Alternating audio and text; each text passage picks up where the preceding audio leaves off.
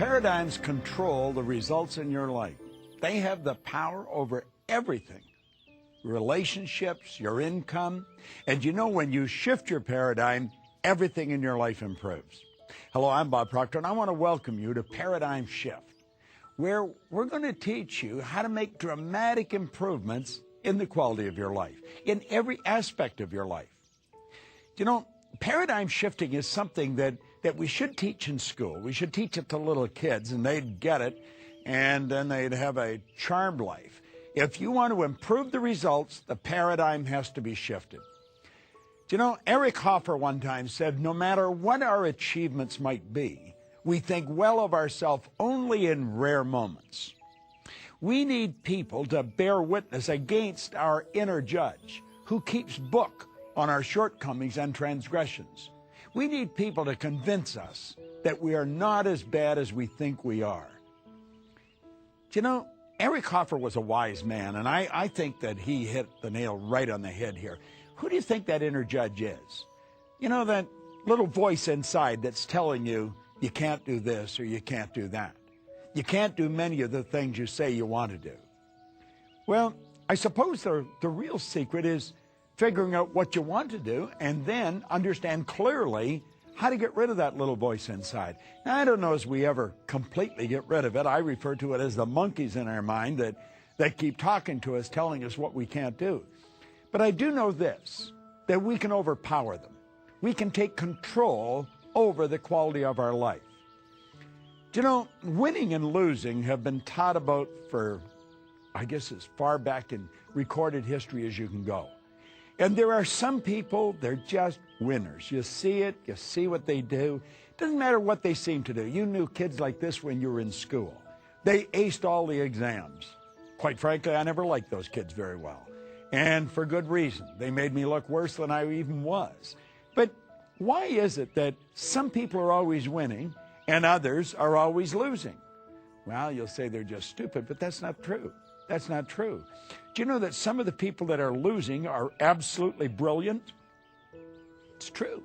And some of the people who are winning are not very bright at all. Do you know that there's people who are absolutely brilliant and they're broke? And there's others who are functionally illiterate. They can neither read nor write, but they can sign a check for $1 million. I remember one time at a meeting in Chicago, W. Clement Stone. This was back in 1970, and in 1970, he was the wealthiest man in the United States. He made a lot of grammatical errors when he spoke, but as Earl Nightingale said, he can write a check for $1 billion. Now think about that for a moment.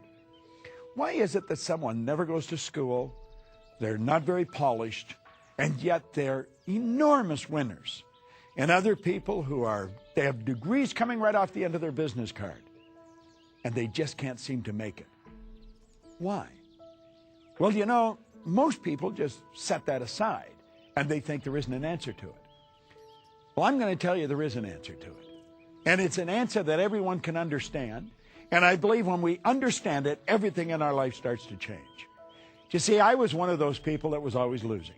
Didn't matter what I did from the time I was a little kid in school until I was 26. Didn't matter what I did. It just didn't work out right. I was never part of the group that was making it happen. And then all of a sudden, just like that, my whole world started to change. And I started to win. Didn't matter what I did, what I touched. It just seemed to turn to gold. What happened? Well, that's what I want to know. And I couldn't figure out what happened. You know, I knew I wasn't lucky. I seemed to have an innate awareness inside that there wasn't any such thing as luck, regardless of how much you want to believe it. And I thought, someone has to know what the heck happened to me. Now, a man named Ray Stanford suggested I read Napoleon Hill's book, Think and Grow Rich. I have become an avid student of Napoleon Hill and his mentor, Andrew Carnegie. I have never laid these books down. I have never stopped studying them. But at any rate, I picked them up and everything started to change. Changed like night and day. Then I got into Earl Nightingale's condensed narration of Napoleon Hill's book. And I started to listen to that record. Now, I was doing something that was very, very strange. No one else was doing it. I was driving around with a portable record player that operated on flashlight batteries, listening to a long-playing record. Now, you might not even know what a record is. They're so long gone. But I was driving around playing them. And I was playing the same record over and over and over again. And I kept reading the same book over and over and over again. In fact, it was the first book I ever read. Now, I have a wonderful library of books in my home today. I have 3,000 or 4,000 books. But this was the first book I read, and I couldn't seem to lay it down. I have never stopped reading that book. And I kept listening to this record. Now, what I was doing, I was writing a new program for my life. It was so totally strange what I was doing. People really couldn't understand it. I didn't understand it myself. They were wondering what was happening to me. But you know, I was moving from the category of losing to the category of winning. I wasn't getting sick anymore. I had an abundance of energy. I could make money. I think earning money is probably one of the simplest things in the world to do when you learn how to earn it. But until you learn how to earn it, it's not one of the simplest things in the world to do. Well, why is it that some win and some lose? And it's got nothing to do with intelligence. It doesn't necessarily have anything to do with your background. You know, you could have a brilliant background and still lose. You could have a terrible background and still win. As a matter of fact, I started to teach this around 38 years ago, and I was testing this in different areas. I even used to go into prisons and teach this. I had people that were paroled to me where I had them tear up the parole so that they'd get a passport and I could take them off to another country where we were opening a business. And I found that it didn't matter who you were or what had gone on in the past, you could win. You could be young, you could be old. You could be male or female. You might be an intellectual giant or maybe not very bright at all. None of those things have anything to do with winning. Now, most people will tell you they do. I think they can contribute, but they certainly don't control it. Paradigms are going to make you or break you. And it's a strange thing. The average individual couldn't even tell you what a paradigm is. Now, understand this. It's your choice whether they make you or break you. It's your choice. But here's another point.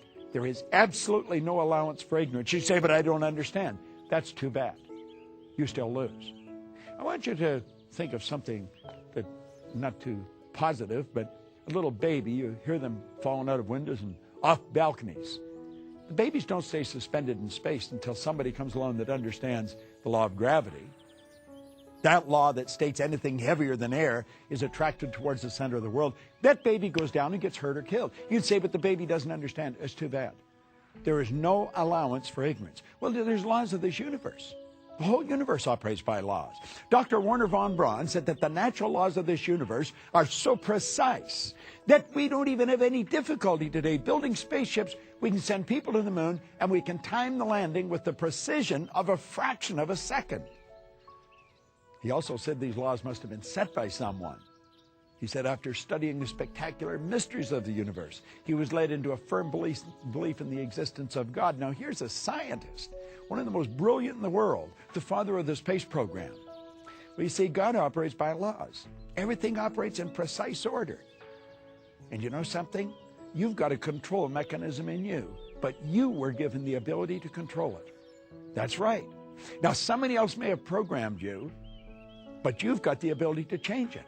So it's your choice whether your paradigm makes you or breaks you. You see, I was losing till I was 26. And then all of a sudden I started to do things right and I started winning. Now, what I was doing, I didn't know. People asked me what I was doing, and I really couldn't tell them. Here's another strange thing I've learned. Most people that are highly successful cannot articulate why they are. I was doing a seminar in New York a number of years ago at the Waldorf Astoria. And a man come up to me at the end of the seminar, a great big guy. And he said, you know, I've really enjoyed this. He was in there for 2-3 days. He said, I finally understood what I did. And I said, what'd you do? He said, I won the gold medal in the decathlon in the Olympics. The day that he won that medal, he was the greatest athlete in the world, Milt Campbell. Now, he had never understood what he did, but he became the best in the world at what he did. Do you know that you can become the best in the world at what you do? And I'm going to tell you, you're going to do it a lot easier than Milt did it because you can understand it. We're going to go into paradigms. This is a series of programs. We're going into paradigms. I'm going to talk about how they've been built and how they've been changed. And as you go into this, a lot of it's going to seem repetitious, but that's how paradigms are built. That's why repetition is necessary. And we've got to the point we just want to read it once. You're never going to understand it if you read it once. You've got to go over it and over it and over it. I think it was Hubbard said, when you read a good book through the second time, you don't see something you didn't see before. You see something in yourself that wasn't there before. So let's think about this. You've got a control mechanism inside you. It's in your marvelous mind.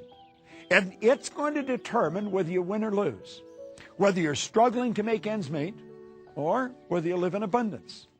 And this information's always been around. It's just that there's only a very select few that have had it. It's almost like a secret. Earl Nightingale called it the strangest secret. He said it was strange because it was a secret, because it's so obvious. Do you know you can go into the most ancient writings there is? You can go into the Upanishads. And in the Upanishads it says, from abundance, he took abundance, and still abundance remained. Now think about that for a moment. Do you know that you're dealing with an infinite source of supply? There's no limit to what you're capable of doing. It is an infinite source of supply. I love the way Troward wrote it. He said, when you're dealing with the infinite, you can never take more than your share. So don't worry about taking too much. You can have all you want. It's what we do with it that makes the difference. You can't hold on to it. You can't keep it. As a matter of fact, if you try and keep it, you'll lose it. It's really a paradox, isn't it? But you know something? If you understand the laws, it's not. If you understand the laws, you'll understand that you're sort of a distributor of this power. You have co-creative abilities. You've got phenomenal powers locked up within you. Now, what are paradigms? You know, we're talking about the paradigm shift. There's a series of shows on it. Well, what are paradigms? Paradigms are nothing but a multitude of habits. You're literally programmed, and it's habits that programs you. You see, you were taught how to tie your shoes. But you weren't taught just once how to tie your shoes. You had to be taught over and over and over. Watch a little boy or a little girl trying to tie their shoes. You'll never see anything more awkward. But you know something? Eventually they get it right.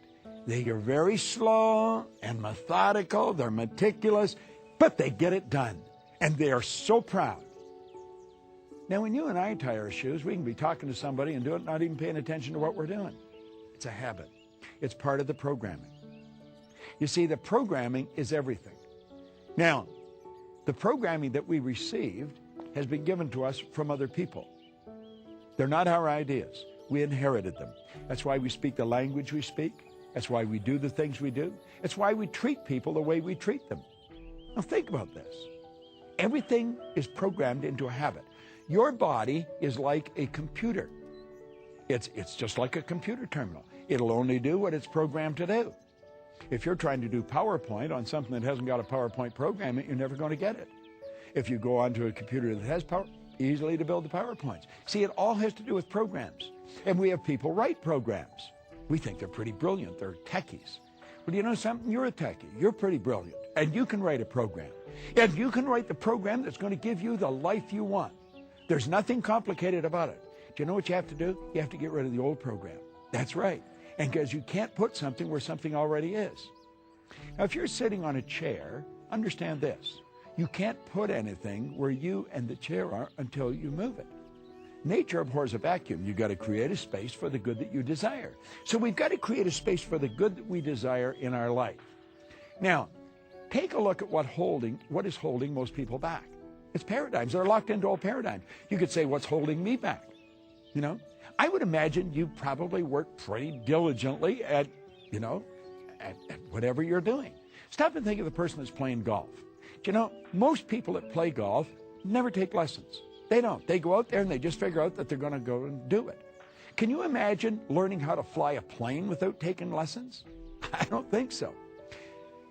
If I was going to get in a plane that you got in, I would want to go to the very best pilots in the world, and I'd want them to show me how to do it. Why don't we do that with everything? Why don't we do that with earning money? Do you know, I have people come to seminars from all over the world so that we can show them how to earn money. Earning money is easy to do. I believe if you haven't got multiple sources of income, you're missing the mark. You should have more sources of income than you can keep track of. You can hire somebody to keep track of them for you. And then you're earning more money and you can do more things and you can have a more interesting life. But if we're going to learn anything, we're going to have to get somebody to teach us. Now, short of that, I was remembering one time I was teaching a seminar in Indiana, and I said, there's always someone that can do things better than you're doing them. And this man said, there isn't anybody in the world that does what I'm doing better than I do it. And I thought, well, I've got an interesting one here in my hands. And it turned out he was right. He built those remote control model planes. He had the biggest company in the world. He used to take them, he was in Chicago, he used to take them down to Wrigley Field and demonstrate them. You see? Well, I had been reading the night before what to do. Thomas Stroward said that in that case, you go to the Fonseca Ego, you go to the fountain and source within. I think that's where Bill Gates went. I think that's where the Wright brothers went. I think that's where Edison went. I think that's where Einstein went. And I think that's where you and I should go when we run up against something that we can't solve and there's no one that we can find that can help us fix it. But if we want to learn things, let's get our ego out of the road and let's understand that we've got the intelligence to learn anything we want to learn. But we're going to have to go to a good teacher. Now, I was talking about money a few minutes ago. If you want to learn how to earn money, go to someone that knows how to. Don't go to your next door neighbor. He probably doesn't know any more than you do. When you watch golfers, you'll see them out there, they're talking to each other. None of them know how to golf. And they spend an absolute fortune. They buy new clubs, they buy new balls, they go to new, and trying to break 100, they're ready to throw the clubs away. Why not go to a pro? Just the slightest shift in your hand, and that ball will go out like a clothesline. But if you don't make that shift, that ball is going to go right into the water. And isn't it strange, if you think it's going to go into the water, it'll go in the water? Do you know that the image you hold in your mind controls the chemical makeup of your body? Jack Nicklaus calls that going to the movies. Well, most people are held back in whatever they're doing by old paradigms. Now, paradigms influence your thinking. They influence my thinking. My paradigm influences my thinking. Yours influence you. Now, if you want to change your way of doing things, you're going to have to override the paradigm, and that's not an easy thing to do, and it can be scary. It can cause a lot of discomfort. Paradigms control what you do. So if you're going to change what you do, you have to make up your mind you're going to override the paradigm. Now, I want you to think of this for a moment. Feeling is a word that we've invented to describe our conscious awareness of the vibration we're in. This thing we're living in is a molecular structure. It's a mass of molecules and a very high speed of vibration. When it's in a positive vibration, we feel good. When it's not in a positive vibration, we feel bad. Positive and negative are a law. It's part of a law of opposites, a law of polarity. Well, what we want to do is we want to feel good. The vibration is controlled by the paradigm. Now, a person can be getting good results and feel pretty comfortable. You can be comfortable getting bad results. As a matter of fact, that's one of the tricky parts of this. If you're going to overcome the paradigm, you've got to do things that cause discomfort. Change the grip on your golf club. I guarantee you're going to feel very awkward. And yet that ball, boom, boom, away it goes. 250, 300 yards. You wonder, how did that happen? It felt so uncomfortable. Whenever you go to change an idea in your paradigm, you're going to set up a foreign vibration, and that causes discomfort.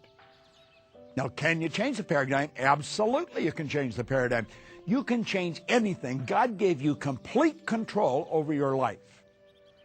Now, you don't do it by yourself. You do it in harmony with God, working with God's laws. Well, how do you do it? Well, I always say there's a simple three-step process to it. Just a simple three-step process. Let's talk on one. As you go to do this, you're going to find that you got to make a written statement in the present tense describing exactly how you're living. Now, that's right. And you may not like the way you're living. You got to describe all aspects of your life. Leave nothing out. Now, think about this. You don't be reluctant to get down and write some of the negative. If there's things you don't like, don't sweep them under the rug. This is where you've got to take a look exactly like it is. It's like Ray Stanford told me. He says, Bob, you've got to look at it the way it is. I was unhappy, sick, and broke. He made me recognize it. If you don't recognize the problem, you're never going to change it. So you've got to sit down and write out the problem or your life in complete detail, in every detail you can. And then, that's the way it is. Then you take another sheet of paper. On the top of that sheet of paper, put A. Then take another sheet of paper, and the top of it, put B. And now, on the B list, I'm going to suggest that you make a statement, a written statement in the present tense. I always recommend you start by writing, I am so happy and grateful now that. And describe how you want to live, exactly how you want to live. This is going to take a little time. You're not going to do this in 15 minutes. As a matter of fact, you may take a couple of days. You may take a couple of weekends. If you're married, you might want to do it with your spouse. If you have kids, you might want to get the whole family involved in this. I told you this is strange behavior. The people up and down the street aren't doing this. But you've got to sit down and decide exactly how you want. Now, most people get locked into how they think they could do it. I don't even want you thinking of how you're going to do it. How you're going to do it is irrelevant until you decide to do it. You decide how you want to live. What kind of health do you want to enjoy? What do you want your body to be like? What kind of money do you want to earn? What kind of trips do you want to take? Who do you want to associate with? Now, I'm going to be very honest with you. I don't spend a lot of time with anyone that isn't very positive. I just don't want to be around them. Carl Menninger from the Menninger Foundation one time pointed out, he said environment is more important than heredity. In other words, the people that we surround ourselves with have a greater impact on our life than what's built into the genes. I have a very good friend of mine, Jane Wilhite. You should look her up on the internet. PSI Seminars, PSI Seminars. It's one of the most successful seminar companies in the world. But Jane said one time, she said, I won't mix with anyone that doesn't think I'm special. And I thought, whoa. That's right. She said, I don't want to spend any time mixing with people who don't think I'm special. And then she went on to explain why. She said, if they don't think I'm special, they don't think they're special.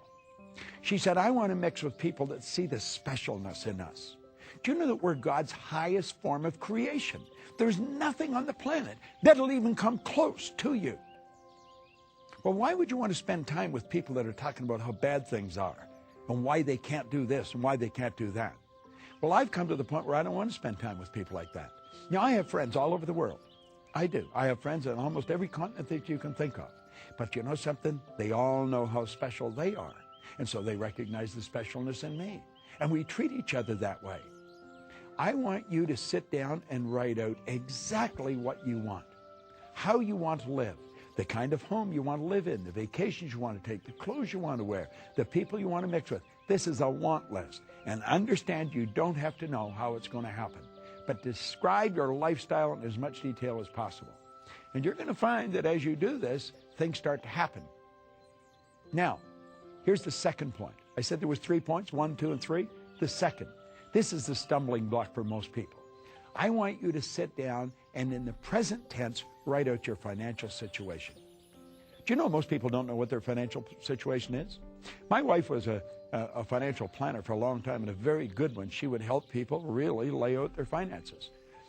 In fact, it was one of the reasons that I really loved her so much in the first place, because she showed me how to do it. But you know, the average individual doesn't know what they're worth. I remember a man coming in, he's a man I know, he came in and he wanted her to help him with his finances. He had a goal of being worth $3 million. The guy was already worth $5 million and didn't even know it. Most people have no idea what they're worth. They have no idea. They really don't. They don't have a balance sheet. I have a good friend of mine that's just written a book, The Millionaire Maker, Laurel Langmeyer. You should buy the book, The Millionaire Maker. I was coaching her when she was working for Chevron for $75,000 a year. She's worth millions of dollars now. She owns over 100 companies, not countries, companies. And just taken off like a rocket. But you see, she did this. And she has people do this. You've got to sit down and lay out your financial position in as much detail as you possibly can. What all the debts are, what all the assets are. And then sit down and make a written statement of how you want your finances to be. Now, the first sheet, marked A. The second one is marked B.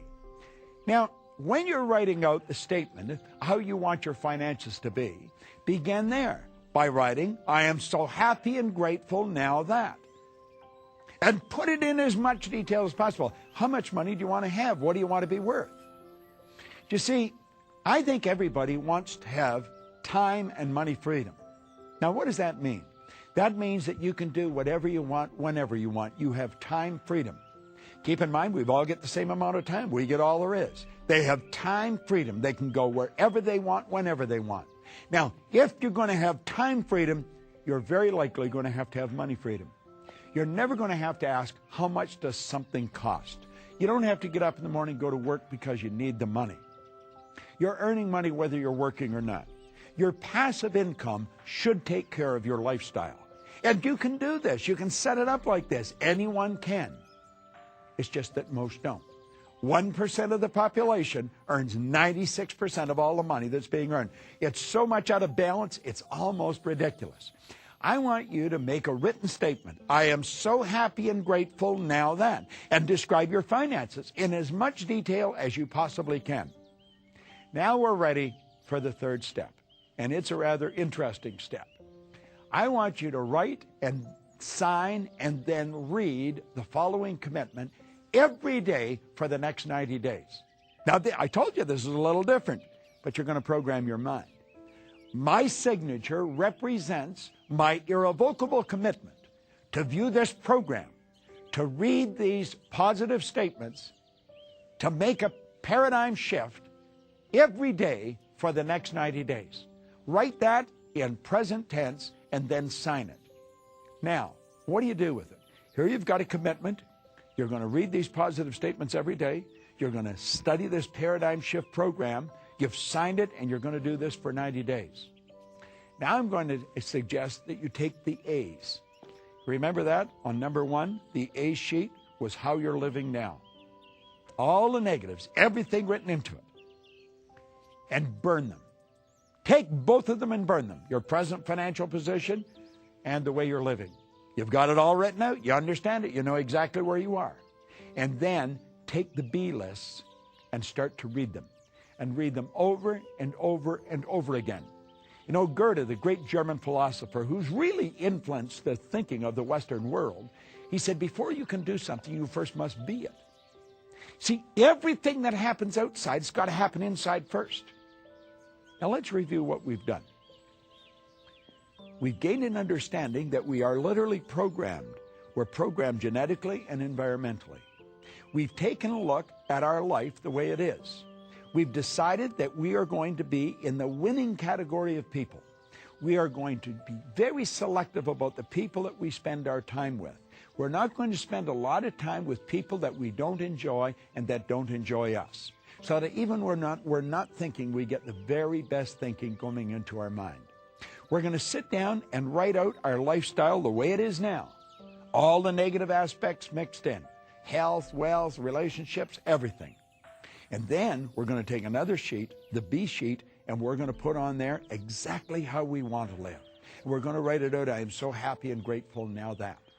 We're going to do that with our finances. We're going to write out where we are at financially, and we're going to write out where we want to be. Now burn the A list. Burn it, it's symbolic. Literally burn it and let it go away. And then start reading the positive statement about how you're going to live and your finances. Read it over and over and over again. You're going to find it'll work like clockwork. Stay tuned in and learn more on the paradigm shift of how to take control over your life. It's Bob Proctor. Thank you.